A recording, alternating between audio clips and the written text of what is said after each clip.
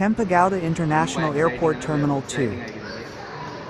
ಒಂಥರ ಹೊಸ ಅನುಭವ ಜೀವನದಲ್ಲಿ ಆ ಥರ ಅನ್ನಿಸ್ತದೆ. ಸೊ ಇದನ್ನು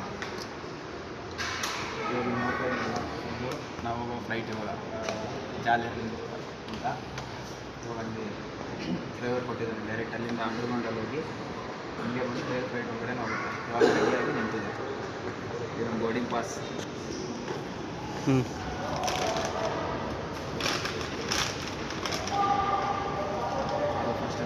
ವಿತ್ ಜಪಾನ್ ವೀಸಾ. ಏರ್ಪೋರ್ಟ್ ಬಗ್ಗೆ ಹೇಳು. ಏರ್ಪೋರ್ಟ್ ಬಗ್ಗೆ ಟರ್ಮಿನಲ್ 2 ಹೆಂಗಿದೆ?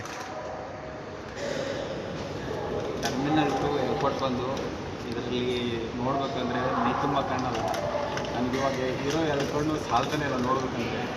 ಎಲ್ಲಿ ನೋಡಿದ್ರು ನಿಂತ್ಕೊಂಡು ನೋಡ್ತಾನೇ ಇರ್ಬೇಕು ಅನಿಸುತ್ತೆ. ಸುಮ್ಮನೆ ಬಿಟ್ಟು ಬರೋಕ್ಕಾಗ್ತಾ ಇಲ್ಲ.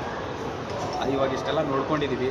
ಫಸ್ಟ್ ಟೈಮ್ ಬಂದಿರೋದ್ರಿಂದ ಸ್ವಲ್ಪ ಎಲ್ಲ ಗಡಿಬಿಡಿಯಾಗಿ ಅಷ್ಟೊಂದು ಏನು ಕ್ಲಿಯರಾಗಿ ನೋಡೋಕ್ಕಾಗಿಲ್ಲ.